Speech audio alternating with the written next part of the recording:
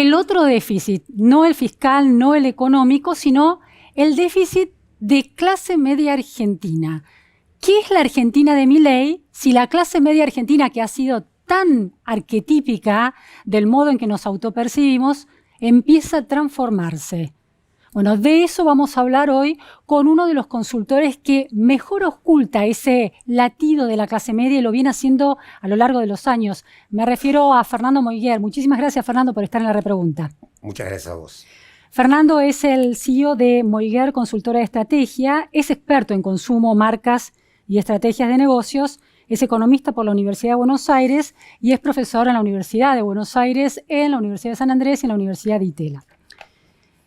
Fernando, clase media argentina, los argentinos, si les preguntan, suelen decir que son de clase media. Ahora, hay un cambio importante en el porcentaje de argentinos que se reconoce en ese sentido. Y ese cambio tiene que ver con una caída. ¿Podrías describirlo a esto? Sí, y lo podemos describir con números que a veces ayudan un poquitito. Por favor. Si nosotros le preguntábamos en el 2004, que es un buen año, tenemos series un poquito antes también, Sí. pero medimos todo el tiempo en 6 países de la región. Tomemos Argentina y después podemos incluso comparar. Me interesa, sí. Pero si tomamos el 2004, que es un año donde después del 2001 se restablecieron los valores, pareciera que es un año más calmo, y le preguntamos quiénes son de clase media, quiénes son de clase alta, clase media, media, el 94% de la población dice que es de clase media. Todos sabemos que Claro. eso no es así. Pero la autopercepción es esa. ¿Por qué? Démosle Sí. una vueltita. Porque en la Argentina ser rico es mala palabra, es estigmatizante, el rico se esconde en ser clase media y se calma, Sí.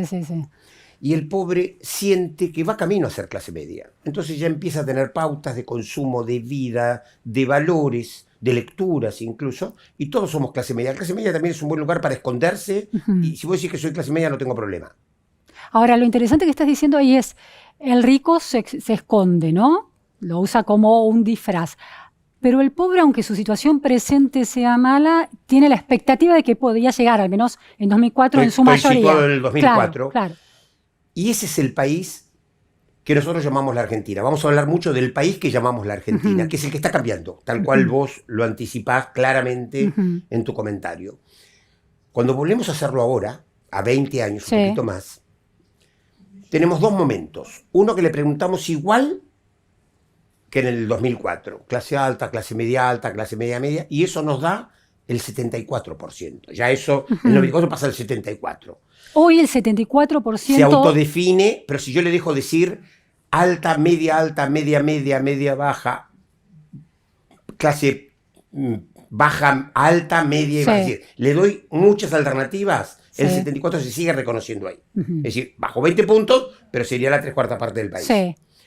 Pero nosotros venimos siguiendo esto muy casi minuto a minuto y hacemos una pregunta mucho más ácida. A la misma gente Sí. que le preguntamos y dijo 74, le decimos, bueno, pero si yo te digo si sos alta, medio, baja, y eso cae al 46. ¿Qué cosa cae al 46? La clase media. Es decir, la clase media termina definida de este 94 al 46 en 20 años. ¿Por qué? Claro, ¿es una cuestión de el impacto de las crisis económicas o es Tenemos una cuestión cultural? Tenemos 3 crisis económicas de 3 gobiernos Claro. diferentes, de 3 marcos ideológicos incluso diferentes.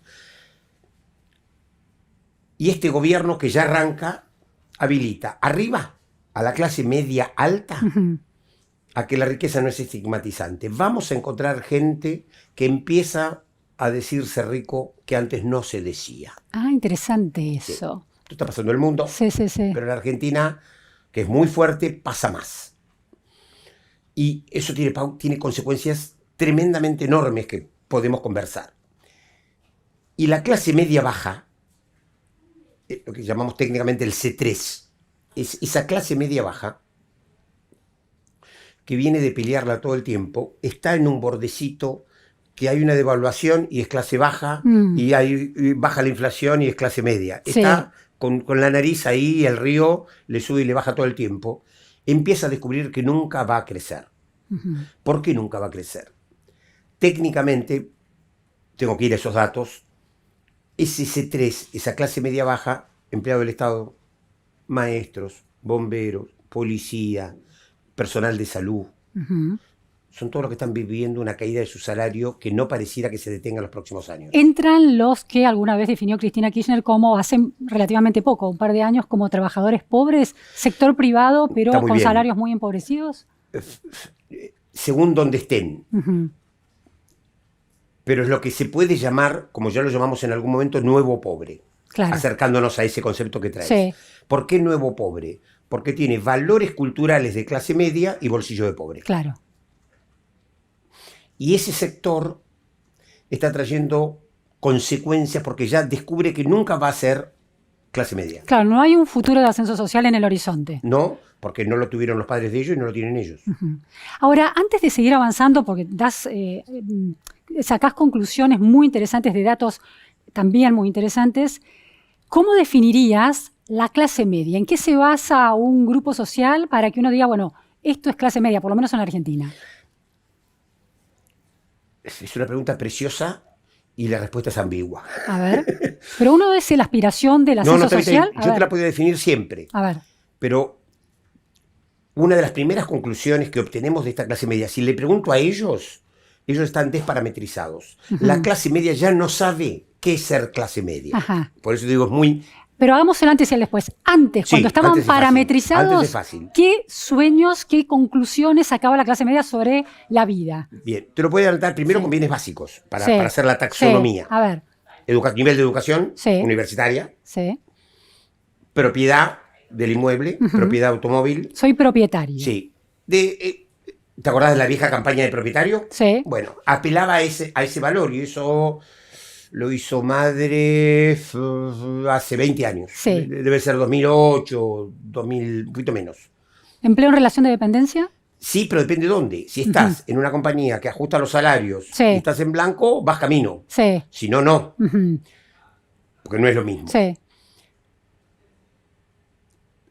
Los bienes de electrodoméstico que tengo en mi hogar, si tengo microondas, si tengo freezer, son bienes muy concretos para televisor, definir. Computadora. Televisor, color, computadora. Bueno. Eso definía a la clase media. Vos tenías eso, o estabas por tenerlo, o ya te metías en un plan de cuotas, y vos tenías claro... Vacaciones. Vacaciones, algunas fuera. Aunque sea un touch and go, un Brasil, un Uruguay, ya formaba parte de estos valores. Todo eso se cayó, todo eso se perdió.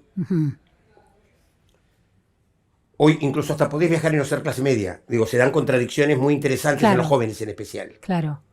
¿Por qué? Porque no consumen un montón de cosas y la queman el viaje. Aprovechaban las cuotas en una época. Y las queman el viaje. Un momento, unos dólares. Sí. Claro, si no hay futuro, lo quemo ahora. Así es, tal cual. Y un país sin futuro no se construye como país.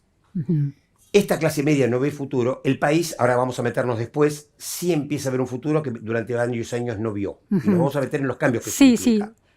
Ahora, el eje temporal y la clase social es importante, porque lo que vos estás planteando es que en la medida en que la clase media del pasado, la antes, ¿no? Hagamos un antes y un después. Esa clase media de antes, cuando los argentinos decían en el 91% somos clase media y tenían claro que era ser clase media, el futuro estaba adelante y había un camino posible. Correcto. El educativo o el empleo, llevaban ese futuro. Y las personas en la pobreza también pensaban que el ascenso, estudiando, yendo a la escuela... Si mi hijo estudiaba, yo me sacrificaba. Vamos a esos valores tan claros de esa familia. Mi hijo estudia, yo me sacrifico y todos crecemos. Porque no crecía el hijo, crecíamos todos. En los barrios, crecían los barrios de manera homogénea. Crecía Claro. No en el mismo minuto. Pero el sí. barrio todo se movía. Hoy, entre el antes y el después, hoy se mueve uno en un barrio. Y a veces non santo. Claro. El modo en que llega ese ascenso el caminito, no es por la educación y no es por el trabajo. No, aunque la educación... El 40% de los jóvenes de clase media tienen mayor educación de sus padres y no movieron socialmente. Entonces, es muy interesante que el valor de educación pública, salud pública, sigue siendo un valor de la clase media, pero no es factor de movilidad. Claro. Entonces ahí, volviendo al eje del temporal... Hoy, aún la gente que dice ser de clase media, lo que ha perdido es la percepción de que puede alcanzar un futuro distinto. Así es. Desapareció el futuro ahí. Sí, pero... A ver. A nivel masivo es así. Pero nuestro país está cambiando de modo económico. A la vez. Sí. Lo que nosotros conocemos como Argentina lo que el mundo conoce como Argentina es una versión reducida de la Argentina. Lo que se conoce como Argentina históricamente es un corredor que arranca en el puerto, en Buenos Aires, se hace un poquito más ancho en Rosario, Villa Claro. Constitución, se hace todavía más ancho en Córdoba, Río Cuarto, y se hace finito en Mendoza. Ujú. Ese corredor es lo que se llama la Argentina. ¿Por qué lo digo así? 85% de la población económicamente activa, Claro. 90% del producto. El agro, claro. El agro, Ujú, ujú. 90 y pico por ciento de las telecomunicaciones. Sí, sí, sí, Redes, sí. vos salís de ahí y no tenés señal. Ujú. Digo, bueno, eso que se conoce como la Argentina funcionaba. El excedente del agro iba a pagar la sustitución de importaciones industriales. Ujú. Entonces, todo este corredor agroindustrial hoy Sí, sí. paga el conurbano, Ujú. por llamar, Claro. simplificó todo. Sí, sí, entiendo. Pero entiendo. se entiende. Sí. Ese modelo en el país ya no camina más. Está vigente, Ujú. es real, pero no permite, hace 13 años que no crecemos. Sí, sí. Y buscamos por distintos caminos. Sí.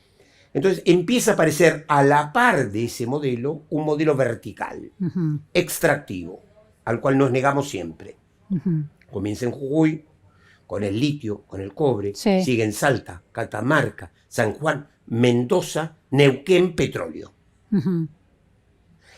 Ese eje, Es el interior profundo, ¿no? Ese interior, esa división que divide a la Argentina en la zona núcleo y el resto, y que correcto, vota, y está que muy vota bien, distinto está muy bien. también, La palabra ¿no? núcleo también es Claro. semánticamente fuertísima. Claro, claro. Bien, esa ciudad, por eso yo no te la sigo con el interior Sí, profundo por este sí. punto, empiezan a tener una expectativa de que les va a ir bien. Toda la población. Y la clase media tiene expectativa que les vaya Ajá. bien. No terminan de pesar por peso poblacional. Sí, sí, sí. Por el cambio de la matriz productiva. Totalmente. Ujú. Y porque tienen una expectativa que ellos Sí, van a sí, sí. crecer y porque ven que alrededor crecen y sus vecinos crecen. Sí, sí. Entonces, empieza a construirse en estas ciudades estos focos que dan vida, que tienen perspectiva, que dan consumo, a lo cual le tengo que agregar un efecto adverso. Como en este modelo no hay un pensamiento de cómo se va a distribuir ese Ujú. excedente, Sí. estas ciudades también corren a la par el riesgo de conurbanizarse. Claro, bueno, de hecho, muchos de esos centros urbanos hoy, esos conurbanos del interior, son los lugares donde la pobreza es más extrema, ¿no? Comparado con Ciudad de Buenos Aires, por ejemplo. Totalmente. Ujú. Pero ahora tenemos que ahora no te vas de esa provincia y te vas a Buenos Aires industrial, Ujú. como fue Sí. las migraciones internas. Sí, sí. Ahora te quedas ahí porque Buenos Aires no es oferente. Ajá. Te quedas ahí y empieza. El intendente de Neuquén ya decía semanas que su principal preocupación es el conurbano de Neuquén. Ujú. En Mendoza hay preocupación. Digo, ya lo estoy contando algo que va a pasar. Claro. Y hay una frase muy tremenda, pero que vale la pena ponerla a pensarla, y es: en el mundo nadie desarmó un conurbano una vez que se armó. No lo resolvieron los hindúes, no Claro. lo resolvieron los brasileros. Estoy yendo Sí, sí, sí, a sí. gente que tiene 60, 70 años de reflexión al respecto Sí, sí. y talento. Hasta acá, una vez que se arma el conurbano no lo podés desarmar. Qué importante lo que estás diciendo, Fernando, porque la alianza electoral y social de Milei atraviesa estas regiones nuevas donde las inversiones del RIG y otros mecanismos de inversión están llegando, eventualmente llegarían con más ímpetu. Pero vos estás planteando que hay un riesgo de que esa región se vuelva muy protagónica, pero también puede suceder lo contrario, que se reproduzca la lógica del conurbano bonaerense. Van a pasar las dos cosas. Ujú. No es que va a pasar una. Ujú. Si esto sigue, van a pasar las dos. Ahora, ese sector lo llamaste extractivista. Hay muchos economistas que disputan esa noción porque dicen que las cadenas de valor son extremadamente complejas en torno a la explotación petrolera o a la explotación del gas o de la minería. Correcto. Es decir, se necesita inversión industrial para Correcto. desarrollar todo el mecanismo de esas fábricas, de esos centros de explotación. Ahora, eso no va a terminar redundando en una consolidación de una clase media formada. Doy mi opinión como economista. A ver.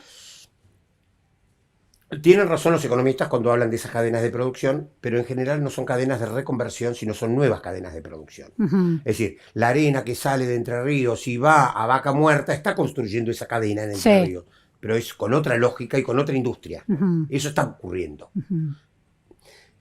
La reconversión de todo el área metropolitana uh-huh. no tiene que ver. Estos talleres de San Martín, de Ballester, Entiendo. de Barracas, todo lo que nosotros conocimos que alimentaba esa clase media Sí, sí, sí, laboriosa de estos inmigrantes, que sus hijos iban a las universidades, que siguen yendo hoy a las universidades de Sí. conurbano, no tiene modelo alternativo. Ujú. Y ya lo están viviendo. ¿Puede producirse una migración inversa desde el conurbano bonaerense a los otros puntos de producción? No hay experiencias internacionales relevantes. En esta Va a haber idea de que algunos no se pibes desarman los que se van a conurbanos. mudar, que le van a regalar tierra. Es un programa muy valioso. Si hago comparativa, no hay experiencias relevantes y menos con un agregado social.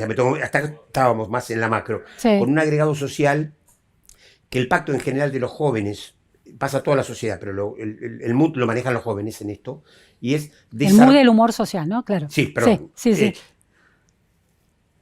Desarmame este país que no me deja vivir, que ese es el pacto que sostiene hoy la propuesta, y yo después me las arreglo solo.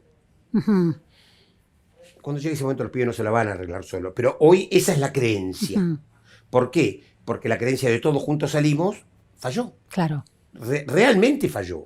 Tenemos que leerlo desde ahí. ¿Y con qué tipo de salida laboral sueña esta clase media desacoplada, desparametrizada? ¿Qué está pensando? No cree que estudiando es el camino, no cree capacitándose. Estudia y se capacita, porque sigue todavía con inercia. Si salen por otros mecanismos o creen salir por otros mecanismos. En el año 2020, pandemia, inicio de la pandemia, había 400.000 personas inscritas en la Bolsa de Valores. Hoy hay 12 millones. Ah, qué interesante. O dato oficial, digo, Sí. Hay algo de compro dólar, balance, digo, Sí. pero esto es cripto, esto es valores. Y el año pasado hubo un efecto riqueza total, no importa lo que hayan comprado. ¿Qué es el efecto riqueza? Todos ganaron plata, no importa lo que hayan hecho. Se sintieron todos genios. Y hoy hay un efecto pobreza, no importa lo que hayan hecho.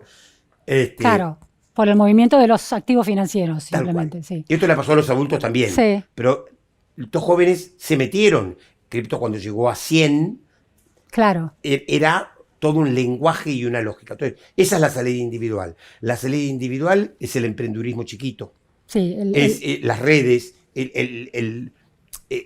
Instagram. Son salidas, es YouTube polucionado. Sí.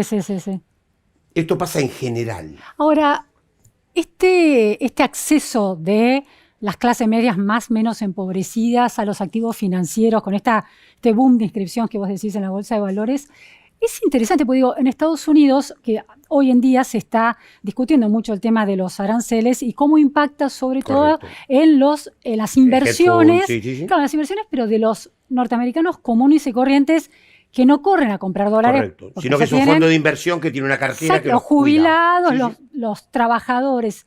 ¿No es un signo positivo en la Argentina que el mercado financiero se haya democratizado también para estos sectores?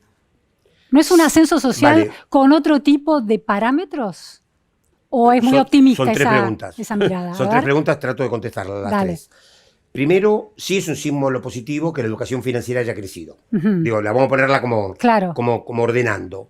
Nosotros hicimos estudios para bancos muy relevantes pre-pandemia y había un vacío de educación financiera enorme. Hoy hicimos estudio para otro banco muy relevante el año pasado y la educación financiera cubría todo.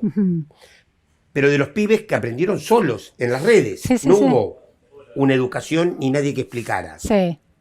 Bien, eso sí es un signo muy positivo. ¿Esos 12 millones nuevos que se inscribieron en la bolsa son jóvenes en su mayoría? La mayoría sí.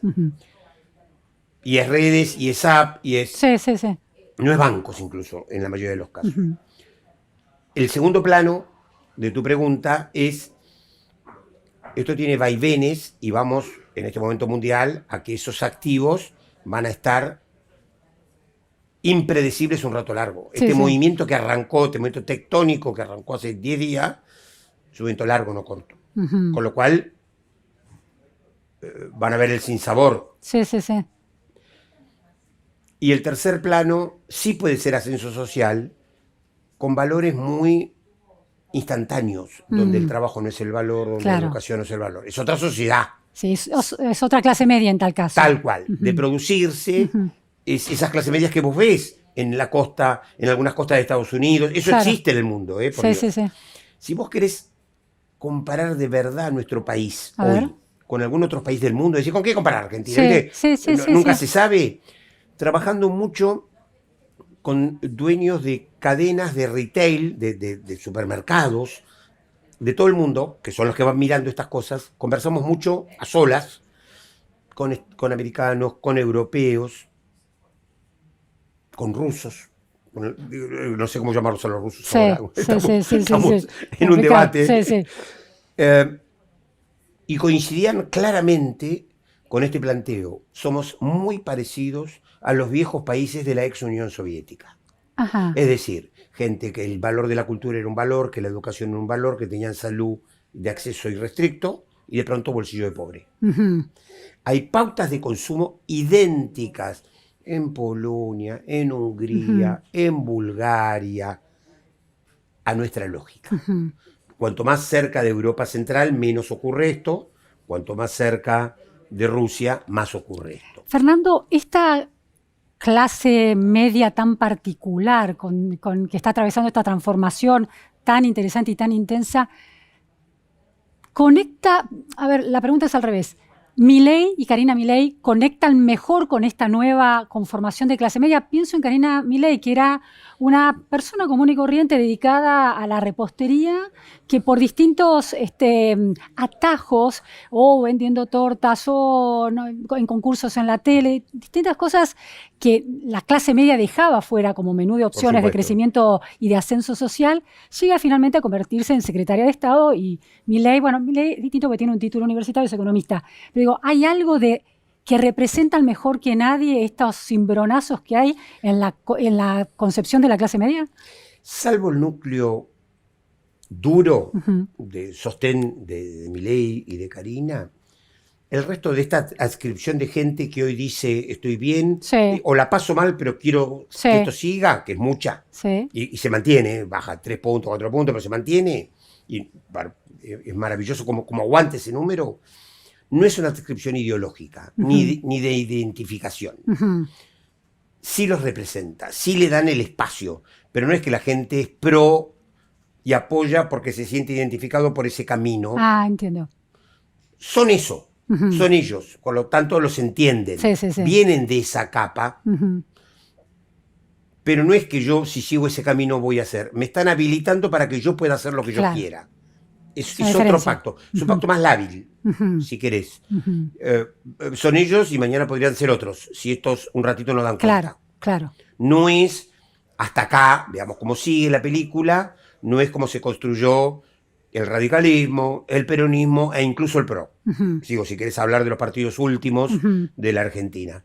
Es una cosa mucho más distante, sacado el Más núcleo duro. utilitaria de alguna Sí, manera. sí. Fernando, me interesa la comparación con otras clases medias de la región, para no irnos tan lejos. Por ejemplo, la clase media chilena, ¿no? Que es un país de enorme estabilidad macroeconómica, que ha logrado insertarse en el mundo de una manera más moderna en términos de concepción económica y que tiene un nivel educativo mayor, sistemas que funcionan. ¿Cómo es esa clase media? Es tan sintomático esta comparación. Nosotros venimos haciendo este mismo trabajo desde hace 20 y pico de años con Sí. los chilenos. Ah, qué interesante. Y trabajando muchísimo con eso. Yo te diría una frase, la frase que conversamos estuvo hace 3 semanas, el 2 de Coca-Cola del mundo, Sí. John Murphy, que tuvo a su cargo Argentina y Chile durante varios años, con lo cual vino, conversamos y aparte habíamos corrido juntos mucho de estas cosas. Sí. Y yo venía de Chile y conversamos, me hizo esta misma comparación. Y la frase era, ni hace 10 años estaban tan bien y ni hoy están tan mal. Ujú. La clase media chilena hoy está deprimida, Ujú. sintiendo que no puede entender dónde está, que no acepta dónde está, que se enoja con dónde está, que no quiere nada de lo que le ocurre y que no sabe hacer con todo lo que le ocurre. Ajá. Y actúa como tal. Vamos a elecciones en poco tiempo y es un temón. La clase media chilena define su pauta de consumo por cómo está en ese minuto, por cómo está su salario en ese minuto. Si está bien consume, si está mal no consume. Pero hoy está muy racionalista, lo ves en general, Sí, sí, sí. pero está muy racionalista. La clase media argentina define sus consumos por la expectativa de cómo le va a ir. Mm. no por cómo está hoy. La Argentina tiene tantas crisis que vos ya no definís por cómo estás hoy, sino cómo crees que vas a estar. Claro. Si crees que vas a estar peor, restringís. Si crees que vas a estar mejor, expandís. Noviembre a enero, por tomar el último periodo, del fin del 24 e inicio del 25, se creía que íbamos a estar mejor. Y fueron crecimientos de consumo enormes, el Producto Bruto creciendo arriba del 5,5. Sí. Y hoy empieza como a generar un escozor que estamos sin saber, mucho más con índices de inflación que empiezan a crecer. 2 preguntas finales. Tema del consumo se discute mucho. Cuando se dio el indicador de pobreza de este mes, había discusión de cómo es que baja tanto la pobreza, si el consumo viene en el último año bajando, aunque se está estabilizando. Digo, no se baja tanto. Tuvo un pico de caída de consumo masivo, digo, de supermercados y de autoservicios. Septiembre de 2024, menos 22%, febrero de este año, menos 9,8%. Esa variable de poder comprar o no, por lo menos el alimento, que además está más impactado por la inflación en el último mes, ¿no? 3,5% creo, contra eso un 2%. Capital. Claro, bueno, digo, promedio nacional estoy hablando. Sale hoy. Claro, estoy hablando del mes pasado. La imposibilidad de comprar ¿influye mucho en la autodefinición de clase media? De comprar alimentos, de comprar la primera marca. Lo que ocurre es que este cambio social que estamos describiendo ha construido otra realidad. Empieza a haber 2 clases medias. Siempre teníamos una y ahora hay 2. La que se cree rica y la que se siente que nunca va a ser clase media. Y tenés que trabajar con las 2. Entonces, para el consumo masivo, y ya hay marcas que lo están haciendo fantásticamente bien, ya no es pongo una marca y después me va mejor, crece el volumen, me va un poco peor, baja el volumen. Tengo que trabajar con una sola fábrica, pero con 2 lógicas distintas. Claro. Entonces, el que puede trabajar con 2 lógicas distintas le está yendo fantásticamente bien. El que trabaja con una sola le está yendo mal. Entonces, los promedios dejan de existir en la Argentina. Esto te pasa en los supermercados. Hay supermercados que con su sola marca saben trabajar todas las clases sociales. Y les está yendo fantásticamente bien, y son los que la gente considera más cercanos, y les va muy bien con números en sus balances. Pero del lado de la gente, Fernando, porque digo, la pobreza, el indicador muestra que bajó, pero cuando la gente tiene la experiencia del supermercado, evidentemente algo está pasando ahí.